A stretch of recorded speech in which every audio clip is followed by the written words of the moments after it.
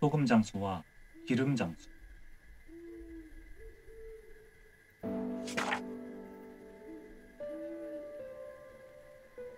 옛날 옛날 금강산에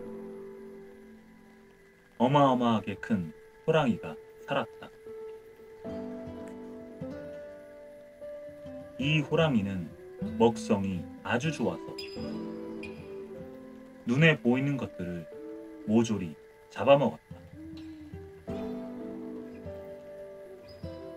어허, 또 배가 고프군. 호랑이는 수염을 한번 쓰다듬고는 어슬렁어슬렁 산골짜기로 내려갔다. 그리고 사람들이 다니는 숲속에 슬그머니 몸을 숨겼다. 이 산에 큰 호랑이가 산다니 서둘러야지. 소금 장수는 젠걸음으로 산을 올라갔다. 호랑이가 사는 산이라서 그런가? 숲을마저 얼룩덜룩하네 그래. 아하. 그때 벼락치듯 쩌렁쩌렁한 소리가 들려왔다. 어허, 꼼짝 마라. 세상에 수풀이 아니라 커다란 호랑이였다. 소금 장수는 그 자리에 털썩 주저앉았다. 호랑이는 소금 장수를 한 입에 꿀꺽 삼켜버렸다. 대체 여기가 어디지? 소금 장수는 한참 만에 정신을 차렸다. 캄캄한 게 벌써 밤인가? 이 질퍽한 건 또 뭐야? 소금 장수는 더듬더듬 헤매고 다니다가 화들짝 놀랐다. 아이쿠, 호랑이 뱃속이로구나. 그때 갑자기 바닥이 움직이기 시작했다. 그리고 얼마 뒤에 움직임이 멈추었다.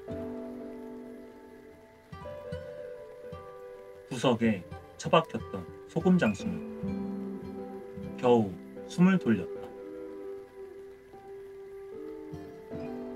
소금 장수가 일어서는 순간 어디에선가 철퍼덕하는 소리가 들려왔다. 곧이어 사람의 말소리도 들렸다. 아이고, 호랑이가 나를 삼켰구나. 소금 장수는 소리가 나는 쪽으로 엉금엉금 기어갔다. 하지만 어두워서 앞이 잘 보이지 않았다. 나는 소금 장수라오. 거기 누구 있어? 나는 기름 장수요. 잠깐만 기다리시오. 나한테 등잔이 있으니 불을 켜겠소. 불을 켜자 주위가 금방 환해졌다. 기름 장수가 웃음 띤 얼굴로 말했다. 이상한 곳에서 만났네요. 그래도 얼마나 다행입니까? 호랑이가 통째로 삼켰으니. 소금 장수도 슬쩍 웃음을 지어 보였다. 참, 그나저나 어디에 사십니까? 나는 태백산에 삽니다. 기름 장수의 말에 소금 장수는 깜짝 놀랐다. 나는 금강산에 삽니다. 그 잠깐 사이에 호랑이가 태백산까지 달려왔나 봅니다. 그때 호랑이는 기분 좋게 낮잠을 자고 있었다. 그런데 갑자기 쿨럭하고 기침이 터져나왔다. 목이 따끔따끔하고 배가 슬슬 아파왔다.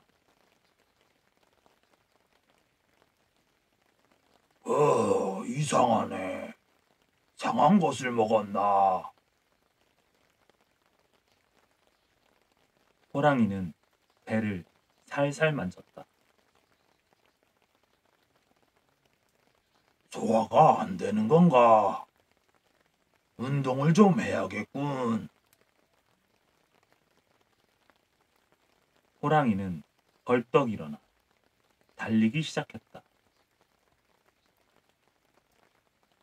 호랑이가 갑자기 달리는 바람에 기름 장수는 등잔불을 떨어뜨리고 말았다. 호랑이가 또 달리나 봅니다. 이리 쿵 저리 쿵. 두 사람은 달리는 호랑이 뱃속에서 춤을 추었다.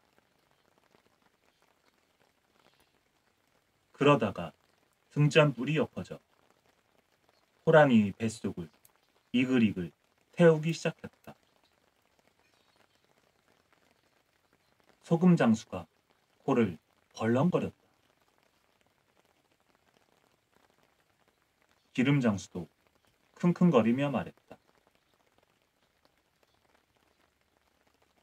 고소한 냄새가 나네요. 호랑이 뱃속에 불이 붙어서 그런가 봅니다. 고기 냄새를 맡으니 배가 고프군요. 소금 장수의 말에 기름 장수가 껄껄 웃었다. 무슨 걱정입니까? 이렇게 잘 구워진 고기가 있으니 맛있게 먹기만 하면 되지요. 소금 장수도 웃으며 맞장구를 쳤다. 옳거니 여기에 소금도 있습니다. 지글지글 탁탁 찌글찌글 톡톡 고기 익는 냄새가 호랑이의 뱃속에 가득 찼다. 기름 장수가 호랑이 고기를 베어내자 소금 장수는 그 위에 소금을 살살 뿌렸다. 먼저 기름 장수가 한 입 베어 먹었다. 우와, 맛이 기가 막힌데요. 소금 장수도 한 입 베어 먹었다. 입안에서 살살 녹는군요. 한편 호랑이는 배를 움켜쥐었다. 뱃속에 탈이 났나? 돌덩어리를 삼켜도 끄떡 없었는데. 호랑이는 배가 아파서 땅 위를 대굴대굴 굴러다녔다. 강물에 들어가 보기도 하고 벌렁 드러누워 보기도 했다. 아이고 배야. 아이고 호랑이 죽는다. 호랑이 뱃속에서 호랑이 고기를 먹은 사람은 우리밖에 없을 겁니다. 하하. 기름 장수의 말에 소금 장수도 따라 웃었다. 하하, 그러게 말입니다. 소금 장수와 기름 장수는 배를 두드리며 흥얼흥얼 노래를 불렀다. 기름에 지글지글 소금을 톡톡. 이 고기는 무슨 고기? 호랑이 고기. 이 고기를 누가 먹지? 우리가 먹지. 세상에서 제일 맛난 고기, 호랑이 고기. 호랑이는 너무나 괴로웠다. 아이고 호랑이 살려. 아이고 호랑이 죽네. 호랑이는 마구 날뛰었다. 산을 넘고 들을 지났다. 강을 지나 고개도 넘었다. 호랑이는 마침내 깊은 절벽 아래로 떨어졌다. 꽈당꽈당 쿵쿵, 꽈당꽈당 탕탕. 몇백 그루의 나무가 뿌리째 뽑히고 커다란 바위는 부서져 자갈이 되었다. 그 바람에 소금 장수와 기름 장수도 정신을 잃었다. 한참 뒤에 소금 장수가 먼저 정신을 차렸다. 곧 기름 장수도 눈을 뜨고 벌떡 일어났다. 여기에 길이 있어. 빨리 나갑시다. 기름 장수와 소금 장수는 어둡고 꼬불꼬불한 길을 힘껏 달렸다. 사실은 호랑이의 창자 속을 달리고 있었던 것이다. 여기 빛이 보입니다.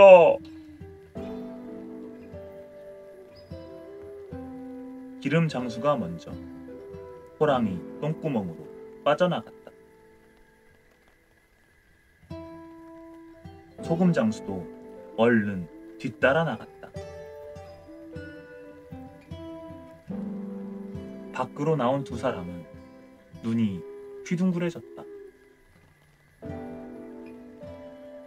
많은 사람들이 주위를 빙 둘러싸고 있었기 때문이다.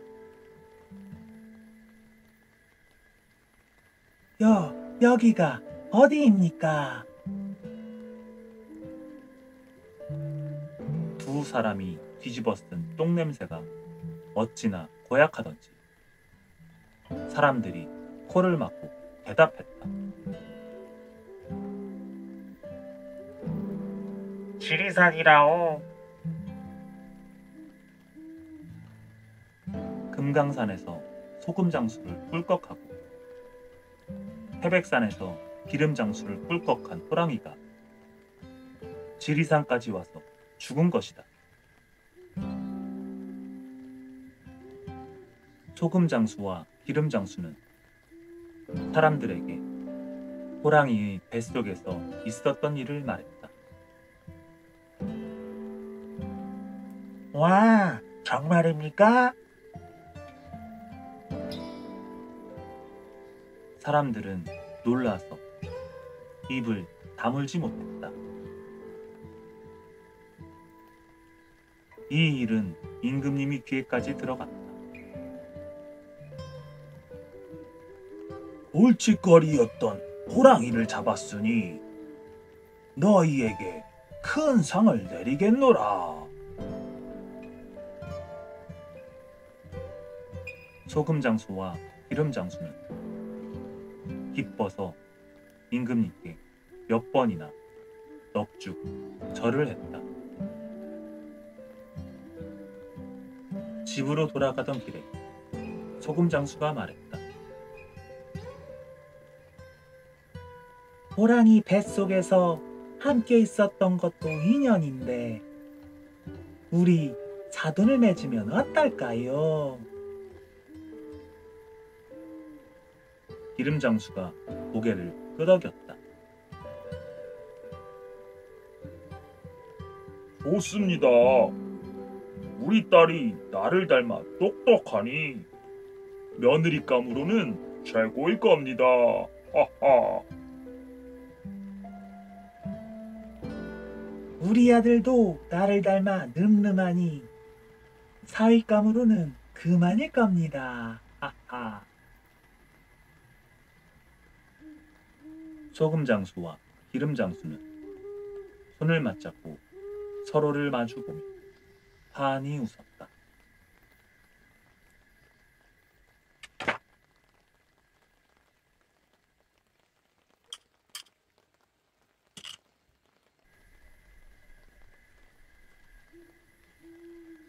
설문대 할망.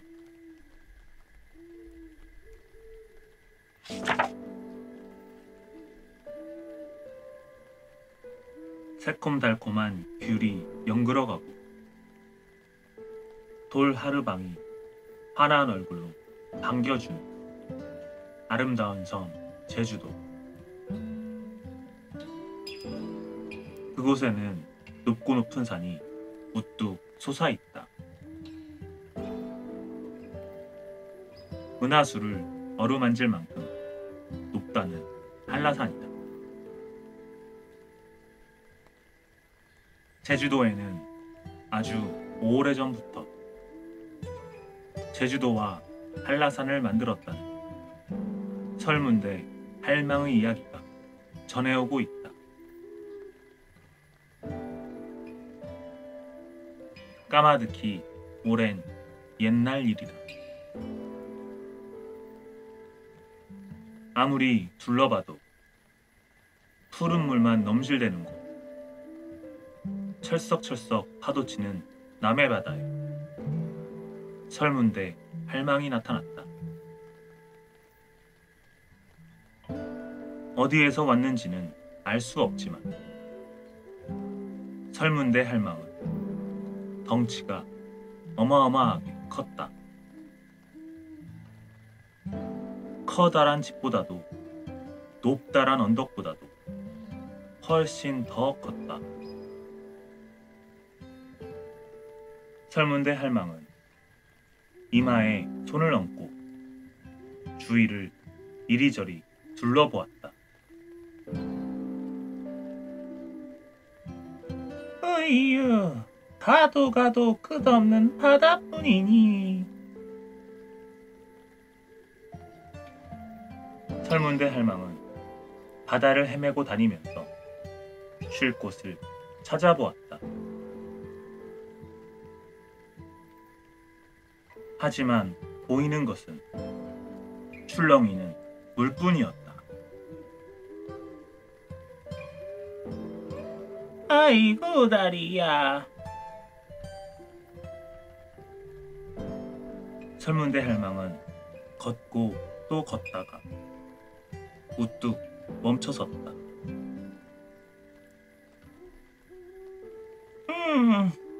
여기쯤 섬이 하나 있으면 좋겠어. 그러면 쉬어갈 수 있잖아. 설문대 할망은 고개를 끄덕였다. 그래, 여기에 섬을 만들자. 설문대 할망이 육지로 다른박질 치자 바다에는 엄청난 파도가 일어났다. 설문대 할망은 치마폭 가득히 흙을 퍼서 날랐다. 어느덧 남해 바다에 크고 널찍한 섬 제주도가 만들어졌다. 그런데 산더미 같은 흙을 담다 보니 치마가 너덜너덜해졌다. 치마에 난 구멍 사이로 흙덩어리가 줄줄 새어나왔다. 새어나온 흙덩어리는 자그마한 산이 되었다. 설문대 할망은 그것도 모르고 부지런히 흙을 갖다 부었다. 흙이 점점 쌓여서 마침내 높은 산이 되었다.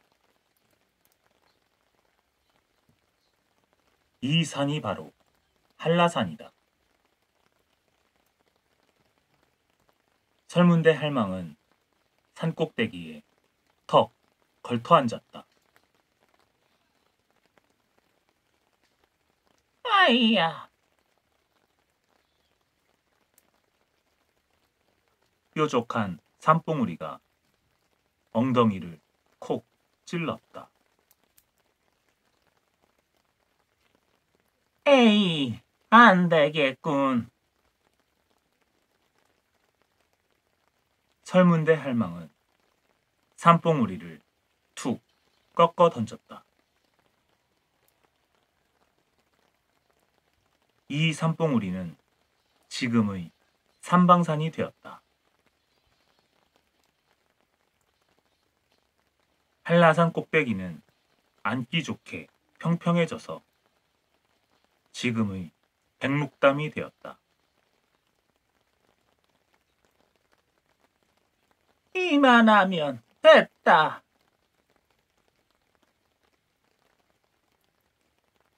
설문대 할망은 흐뭇한 미소를 지었다. 이제 한숨 자볼까? 설문대 할망은 한라산을 베개 삼아 드러누웠다. 키가 얼마나 컸던지 설문대 할망의 다리는 제주 앞바다에 있는 관탈섬까지 닿았다. 잘 잤다. 설문대 할망은 기지개를 쭉 켜다가 흙을 나르느라 지저분해진 치마를 보았다. 이런, 치마가 너무 더러워졌네. 설문대 할망은 한라산을 떡하니 깔고 앉았다. 그러고는 우도를 빨래판 삼아서 치마를 쓱쓱 문질러 빨았다. 설문대 할망은 치마를 새하얗게 빨아 햇볕에 바짝 말렸다. 그런데 치마를 입고 보니 한겨울의 세찬 바람이 술술 들어왔다. 치마에 구멍이 숭숭 나 있는 데다가 속치마도 안 입고 있었기 때문이다. 아이쿠, 바람이 꽤 매운걸.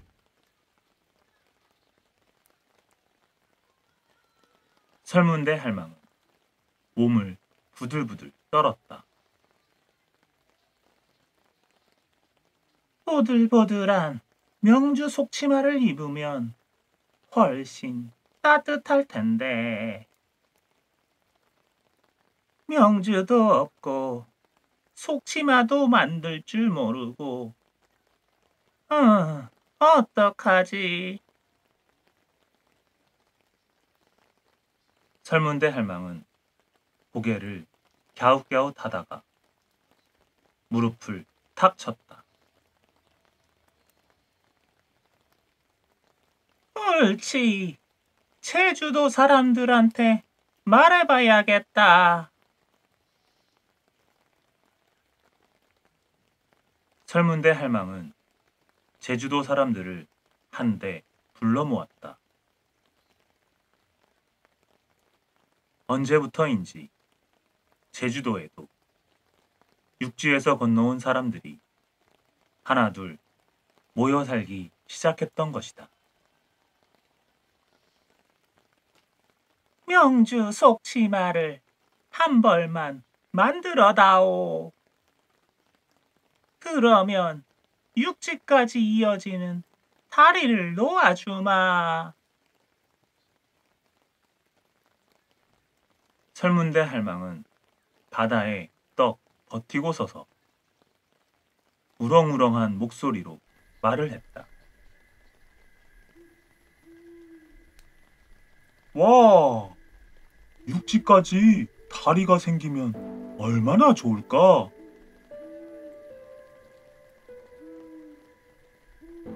사람들은 너나 없이 기뻐하며 설문대 할망에게 굳게 약속했다.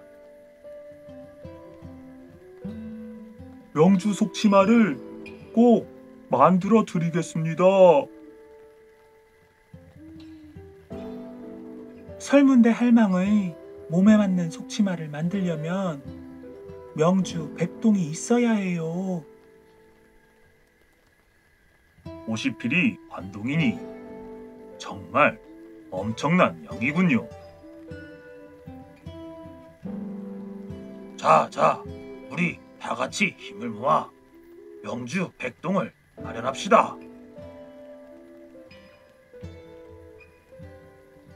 여자들은 집집마다 배틀에 올라앉아 밤낮 없이 명주를 짜고 또 짰다.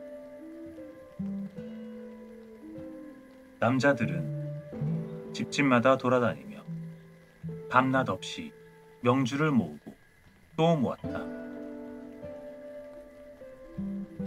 설문대 할망은 사람들을 내려다보며 기뻐했다. 곧 명주 속치마가 생기겠구나. 설문대 할망도 부지런히 다리를 만들기 시작했다. 집채만한 바위를 덥석 들어 바다에 풍덩 던졌다. 큰일 났어. 명주가 모자라. 본섬에 있는 누에고치에서 실을 뽑아 명주를 짰는데 99동밖에 안 돼. 제주도 사람들은 다리가 놓이기를 간절히 바랐다. 하지만 명주 한 동이 모자라서 끝내 속치마를 완성하지 못했다. 내가 얼마나 기대했는데. 에이그. 설문대 할망은 몹시 실망해서 다리 놓던 일을 그만두었다. 그러고는 어디론가 훌쩍 사라져 버렸다. 그 뒤로 설문대 할망을 본 사람은 아무도 없었다고 한다. 설문대 할망이 다리를 놓기 위해 옮겼던 커다란 바위들은 어떻게 되었을까? 제주도 바닷가에 가면 그 바위들을 볼 수 있다. 육지로 뻗어가다 끊긴 돌다리처럼 지금도 바위섬들이 띄엄띄엄 남아있다.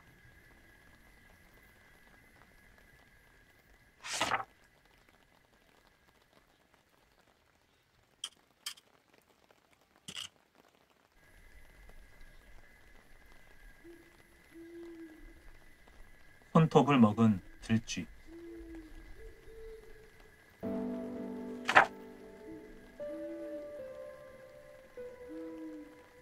어느 부부에게 아들이 하나 있었다. 나이 들어 어렵게 얻은 자식이라 금이야 복이야 귀하게 키웠다.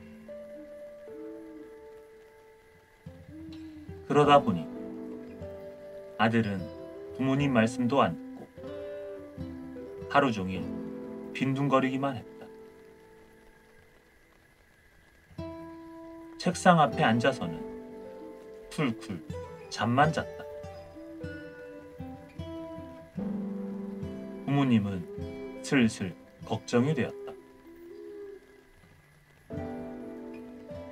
어느 날 참다 못한 부모님이 말했다. 3년 동안 절에서 공부하고 오너라. 싫어요. 부모님은 아들의 말을 들은 척만 척 거듭거듭 짐을 싸기 시작했다. 가기 싫다고 했잖아요. 부모님은 아들을 본 척만 척 주섬주섬 나귀 등에 짐을 실었다. 아들이 싹싹 빌며 매달렸지만 부모님은 아들을 번쩍 들어 나귀 등에 태웠다. 아들은 구불구불 이어진 언덕을 투덜투덜하며 넘어간다. 뾰족뾰족 험한 산은 엉엉 울면서 넘어갔다. 겨우겨우 절에 도착하니 눈물이 펑펑 쏟아졌다. 아이고, 이런 데서 어떻게 살아? 아들은 그저 집으로 돌아가고만 싶었다. 마중 나온 스님이 아들에게 말했다. 어서 오너라. 기다리고 있었다. 아들은 스님을 보자 눈물이 쏙 들어갔다. 스님은 키가 산만큼 큰데다 수염도 수북하고 눈도 부리부리했기 때문이다. 내일부터 바쁠 테니 오늘은 일찍 자렴. 앞을 봐도 산, 뒤를 봐도 산. 아들은 좁은 방에 누워 한숨만 푹푹 내쉬었다. 다음 날부터 마당 청소하랴, 땔감 준비하랴, 가마솥에 물 채우랴. 아들은 정신이 없었다. 저녁을 먹은 뒤에야 겨우 한숨 돌리고 있는데 들쥐 한 마리가 쪼르르 다가왔다. 들쥐는 새까만 눈동자를 초롱초롱 빛내며 아들을 가만히 바라보았다. 너도 나처럼 혼자구나. 배고프지 않니? 아들은 들쥐에게 남은 밥을 가져다 주었다. 아들과 들쥐는 친구가 되었다. 아들은 차츰 절에 사는데 익숙해졌다. 아침이면 일찍 일어나 청소와 공부를 하고 저녁이면 들쥐에게 집 이야기를 도란도란 들려주었다. 그런데 시간이 지나자 슬슬 꾀가 났다. 빗자루질도 건성건성, 걸레질도 대충대충, 눈치만 살살 살피며 하루하루를 보냈다. 그러니 공부인들 열심히 했겠는가. 스님이 볼 때만 글을 읽는 척했다. 어느덧 3년이 지났다. 와, 내일이면 집에 가는구나. 아들은 신이 나서 짐을 싸고 깨끗이 목욕을 했다. 그리고 손톱도 가위로 톡톡 깎았다. 이건 어떻게 하지? 에이, 귀찮아. 아들은 깎은 손톱을 마당에 휙 던졌다. 다음 날 아들은 불이 나게 집으로 달려갔다. 그런데 이게 웬일인가? 집에 자기와 똑같이 생긴 사람이 있는 것이었다. 넌 누구냐? 이 집 아들이지. 거짓말 마. 내가 진짜 아들이야. 가짜 주제. 뭐라고? 내가 가짜라고? 마침내 엎치락 뒤치락 싸움이 벌어졌다.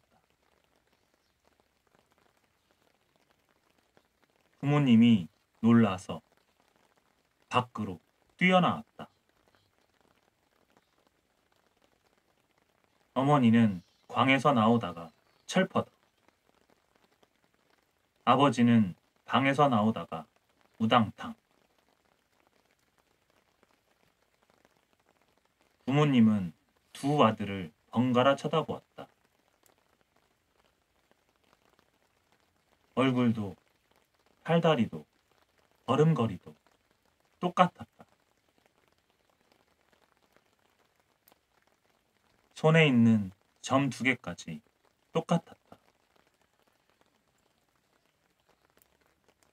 부모님은 생각 끝에 원님을 찾아가기로 했다. 부모님의 생신이 언제냐? 원님은 서로 진짜라고 우기는 두 아들에게 물었다. 먼저 진짜 아들이 나섰다. 아버지 생신은 7월 7석이고 어머니는 2월 보름이던가. 틀렸어. 원님, 어머니 생신은 3월 보름입니다. 할아버지 제삿날은 10월 초하루이고요. 가짜 아들은 생신도 제삿날도 술술 읊었다. 이놈, 네가 가짜로구나. 진짜 아들은 철썩철썩 매를 맞고 쫓겨났다. 엉덩이는 욱신욱신, 다리는 절룩절룩.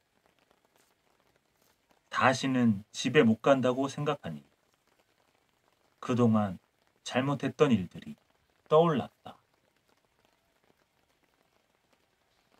이럴 줄 알았으면 부모님께 더 잘해드릴 걸. 아들은 눈물을 뚝뚝 흘리며 뉘우쳤다. 아, 이제 어디로 가지? 머릿속에 문득 스님의 모습이 떠올랐다. 구불구불 언덕을 지나고 뾰족뾰족 산을 넘어 아들은 다시 절로 갔다. 스님이 인자한 얼굴로 물었다. 왜 다시 돌아왔느냐? 아들은 눈물을 주르륵 흘리며 집에서 벌어진 일을 모두 털어놓았다. 스님은 곰곰이 생각하더니 한 가지 방법을 일러주었다. 지금 곧 산을 내려가 큰 고양이를 구하여라. 그런 다음 고양이를 숨기고 아들은 스님의 말씀대로 고양이를 품속에 넣고 집으로 갔다. 내 이놈, 왜 또 왔느냐? 부모님은 진짜 아들을 보고 호통을 쳤다. 믿어주세요. 제가 진짜예요. 그 소리를 듣고 가짜 아들이 뛰어나왔다. 아버지, 어머니, 저 녀석을 당장 원님에게 끌고 가요. 그때 진짜 아들이 품속에 있던 고양이가 확 튀어나와 가짜 아들을 덮쳤다.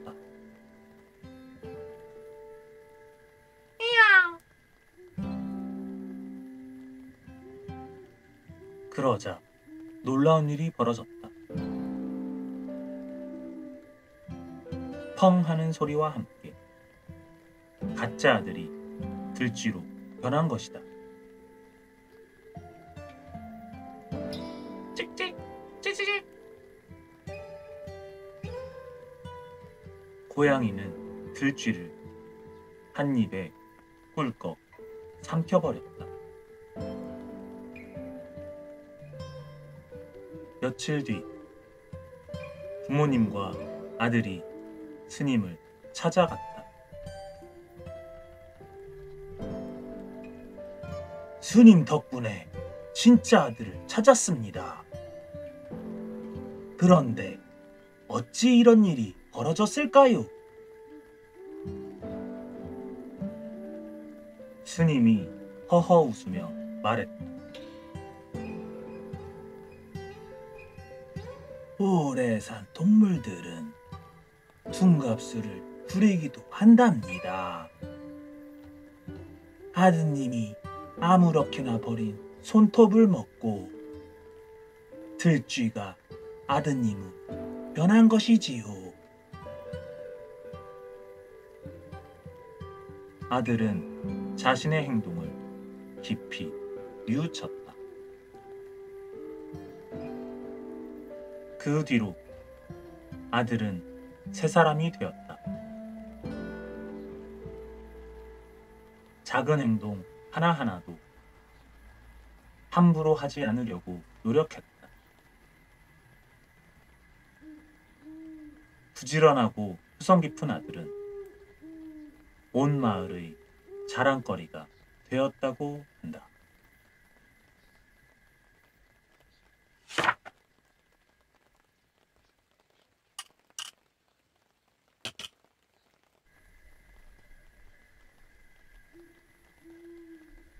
대주 많은 삼형제.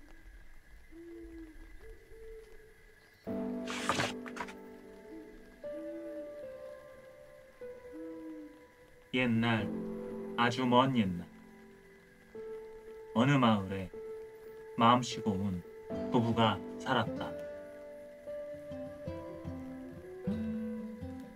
이 부부에게는 아들이 셋 있었다.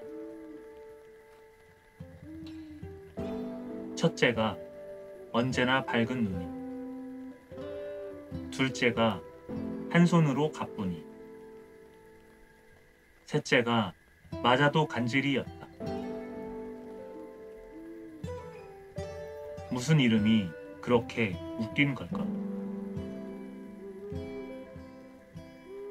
언제나 밝은 눈이는 두 눈이 부리부리, 아무리 멀리 있어도 꼭꼭 숨어 있어도 무엇이든 훤히 볼 수 있었다. 한 손으로 가뿐이는 왼손이 큼직큼직, 아무리 무거워도 꾹꾹 박혀 있어도 무엇이든 번쩍번쩍 잘 들었다. 맞아도 간지리는 온몸이 울뚝불뚝, 아무리 세게 때려도 무엇으로 때려도 간질간질하다고 웃기만 했다. 사람들은 마을의 복덩이라며 침이 마르도록 삼형제를 칭찬했다. 하루는 이웃집 아주머니가 삼형제의 집을 찾아왔다. 봄에 쓰려고 챙겨둔 씨앗 주머니가 감쪽같이 없어졌으니 어쩌면 좋아. 언제나 밝은 눈이가 사방을 휘휘 둘러보더니 말했다. 뒷마당에 있는 감나무 주위를 찾아보세요. 강아지가 물고 가서 거기에 두었네요. 아주머니는 너무나 고마워했다. 이걸 못 찾으면 어쩔 뻔했는지. 수레가 돈두렁에 빠졌지 뭐야.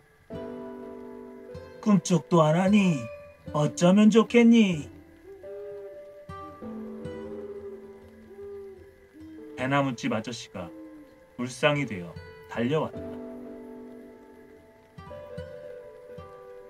으라차차. 한 손으로 가뿐이가 수레를 번쩍 들어올렸다. 고맙다 고마워. 아저씨는 활짝 웃으며 돌아갔다. 큰일 났어. 이웃 마을의 싸움패들이 우리 마을 아이들을 괴롭히고 있어. 삼거리 집 꼬마가 헐레벌떡 뛰어왔다. 맞아도 간지리가 달려가 싸움패들 앞을 딱 막아섰다. 이 녀석은 뭐야? 에이! 싸움패들이 아무리 때려도 맞아도 간지리는 방글방글 웃기만 했다. 싸움패들은 겁이 더럭나서 도망가 버렸다. 마을 아이들은 손뼉치며 기뻐했다. 그런데 삼형제와 달리 마을 사람들이 수군수군 흉보는 사람이 있었다. 바로 욕심꾸러기 사또였다. 볼이 볼록볼록, 배가 볼록볼록. 사또는 몸 여기저기에 욕심 주머니를 찬 것 같았다. 아이고, 목숨처럼 아끼던 황소를 빼앗기다니. 김서방이 땅을 치며 울었다. 사또를 원망하는 소리는 더욱더 높아갔다. 어느 해 마을에 큰 가뭄이 들었다. 길에는 먼지가 풀풀 날리고 논밭은 쩍쩍 갈라졌다. 푸릇푸릇 돋아나던 곡식은 말라 죽고 가축들은 픽픽 쓰러졌다. 사람들은 배가 고파 풀뿌리를 캐어 먹고 나무 껍질까지 벗겨 먹었다. 아이고, 이러다 모두 굶어 죽겠네. 어느 날 언제나 밝은 눈이가 산 꼭대기로 올라갔다. 관청 곳간에 쌀가마니가 가득 쌓였잖아. 저만큼이면 마을 사람들이 1년 내내 배부르겠네. 언제나 밝은 눈이는 콧노래를 부르며 집으로 돌아왔다. 이리 좀 와봐. 언제나 밝은 눈이가 소곤소곤 속삭이자 두 동생이 고개를 끄덕였다. 그날 밤 휘영청 밝은 달님도 삼형제를 도우려는 듯 구름 뒤로 살짝 숨었다. 한 손으로 가뿐이는 살금살금 관청으로 가서 담장을 훌쩍 뛰어넘었다. 곳간을 지키는 나졸은 드르렁드르렁 코를 골며 깊이 잠들어 있었다. 그 사이 한 손으로 가뿐이는 곳간을 들락날락하면서 쌀가마니들을 모두 옮겼다. 날이 환히 밝았다. 마을 사람들은 깜짝 놀랐다. 아니, 이게 웬 쌀이람? 신령님이 도우셨나? 이렇게 고마울 때가. 집집마다 구수한 냄새가 솔솔. 밥 짓는 연기가 모락모락 피어올랐다. 한편 관청에서는 큰 소동이 벌어졌다. 사또, 큰일 났습니다. 이방이 염소 수염을 휘날리며 사또에게 달려왔다. 지난밤에 쌀가마니가 몽땅 없어졌습니다. 쌀가마니가 하늘로 솟았더냐, 땅으로 꺼졌다더냐. 아니면 발이라도 달려 도망갔단 말이냐? 사또는 믿기지 않는 듯 소리를 버럭 질렀다.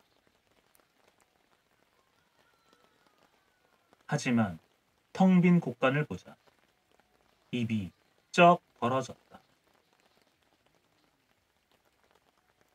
뭐 하느냐? 어서 가서 쌀가마니를 훔친 놈들을 잡아들이지 않고.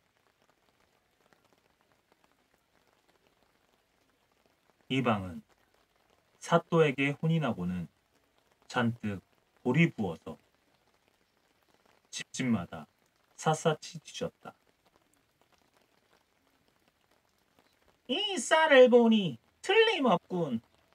당장 끌어내라. 온 마을 사람들이 굴비 두름처럼 줄줄이 묶여 관청으로 끌려갔다. 이제 내가 나설 차례군. 마자도 간지리가 씩 웃으며 관청으로 들어섰다. 쌀가마니를 훔친 건 나요. 그러니 죄 없는 사람들은 풀어주시오. 저런 고얀 놈을 봤나? 사또의 콧구멍이 벌름벌름, 돌다구니가 부르르 떨렸다. 저놈의 볼기를 매우 쳐라. 철썩, 철썩, 철썩. 아이 간지러워. 아이 간지러워.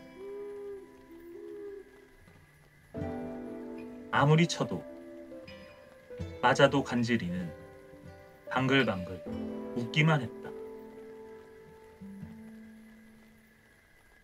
사또는 화가 나서 발을 동동 굴렀다. 쇠몽둥이를 가져오너라. 사또가 씩씩거리며 나섰다. 이래도 간지럽다고 할 테냐?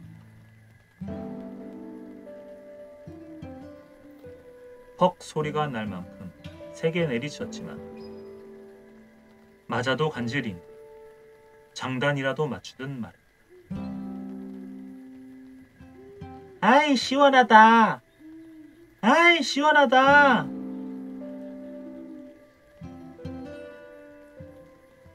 관청에 잡혀온 마을 사람들이 눈을 말똥말똥 뜨고 지켜보았다. 사또의 체면은 말이 아니었다. 에이, 에이.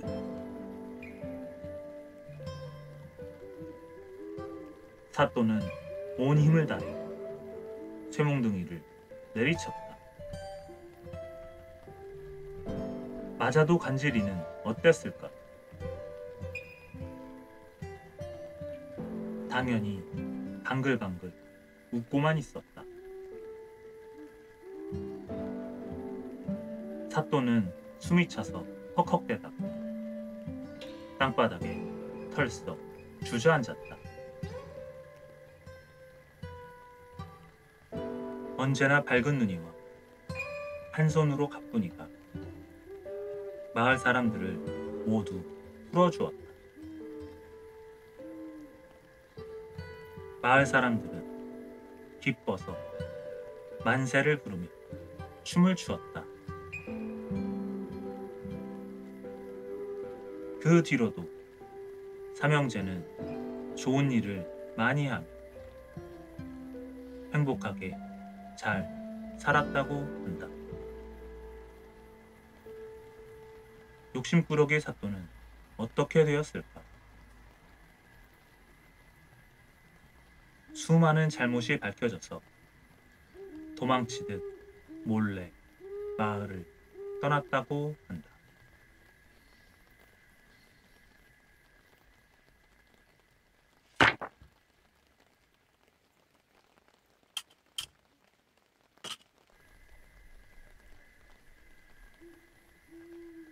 머리 9 달린 괴물.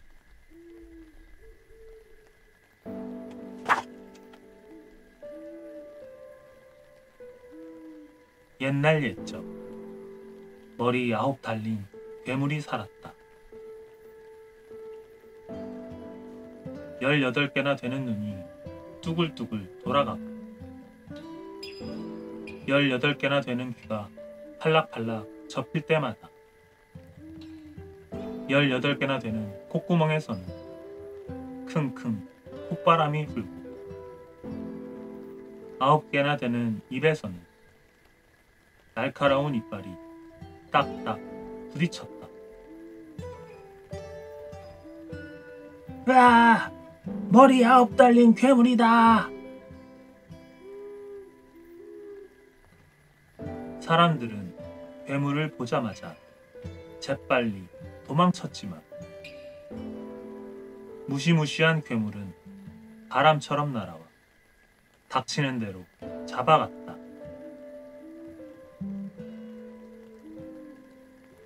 어느 날 괴물이 공주님까지 잡아가고 말았다.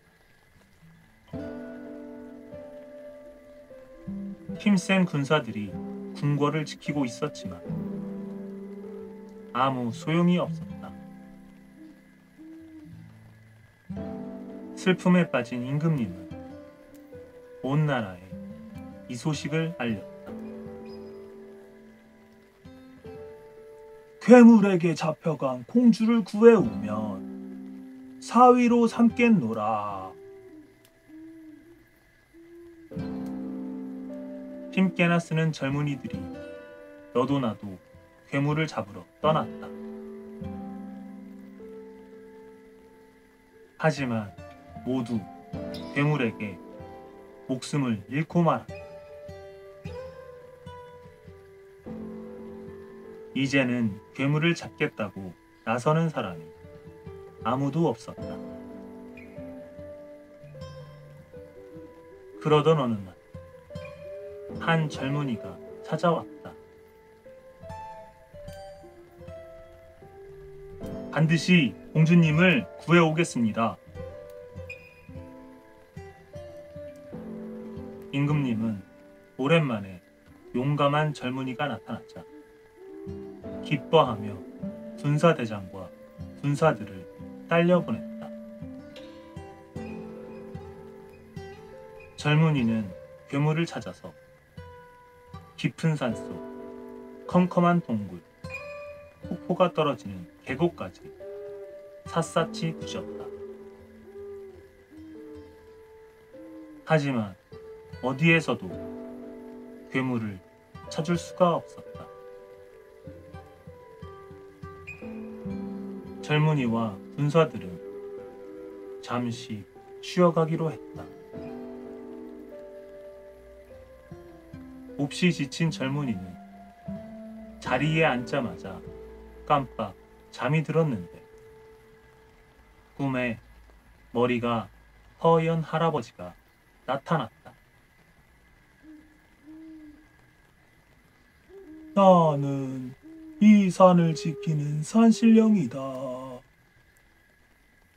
네 정성이 갸륵하니 괴물이 있는 곳을 알려주마. 맞은편 산에 가면 커다란 바위가 있을 게다. 그 밑에 있는 구멍을 따라 내려가면 머리 9 달린 괴물을 찾을 수 있느니라. 젊은이는 잠에서 깨어나 군사들을 이끌고 맞은편 산으로 달려갔다. 영차, 영차. 커다란 바위를 드러내자 산신령의 말대로 땅속 구멍이 나타났다. 젊은이는 광주리에 새끼줄을 묶고 군사들을 태워 아래로 내려보냈다. 구멍은 한없이 깊고 캄캄했다. 군사대장이나 군사들은 얼마 못 가 새끼줄을 잡아당기며 소리쳤다. 아이고 무서워라. 그만 올려줘요. 하지만 용감한 젊은이는 달랐다. 광주리를 타고 끝까지 내려갔다. 구멍 끝에서 시작된 땅속 나라는 무척 신비로웠다. 들판에는 향기로운 꽃들이 가득 피어 있었고 큼직하게 잘 지어진 집들도 많았다. 그때 한 아리따운 아가씨가 물동이를 들고 우물로 왔다. 누구지? 일단 숨어야겠다. 젊은이는 재빨리 우물 옆에 있는 버드나무 위로 올라갔다. 물을 기르러 온 아가씨는 바로 젊은이가 애타게 찾던 공주님이었다. 젊은이는 일부러 물동이에 나뭇잎을 떨어뜨렸다. 어머, 웬 나뭇잎이 자꾸 떨어지지? 공주님은 위를 올려다보다가 깜짝 놀라고 말았다. 누구세요? 이 무서운 곳에 어찌 오셨나요? 공주님을 구하러 왔습니다. 공주님은 주위를 살피며 조심스럽게 말했다. 괴물은 지금 이곳에 없어요. 사흘 뒤에나 돌아오지요. 괴물과 싸워 이기려면 그 안에 힘을 길러야 해요. 공주님은 괴물의 집에서 신기한 채소를 가져왔다. 자, 이걸 먹고 커다란 바위를 틀어보세요. 공주님의 말대로 채소를 우적우적 씹어 먹었더니 어쩐지 기운이 솟는 것 같았다. 젊은이는 큰 바위를 들어보았다. 그러나 바위는 꿈쩍도 하지 않았다. 채소를 조금 더 먹어보세요. 공주님의 말대로 채소를 더 먹었더니 바위를 무릎까지 올릴 수 있었다. 젊은이는 사흘 동안 신기한 채소만 먹었다. 마침내 사흘째가 되는 날에는 바위를 공깃돌처럼 가볍게 다룰 수 있게 되었다. 마침내 괴물이 돌아왔다. 아하하하, 아하하하. 괴물이 크게 웃자 땅이 쩌렁쩌렁 울렸다. 젊은이는 망설이지 않고 앞으로 불쑥 나섰다. 이 못된 괴물아, 내 칼을 받아라.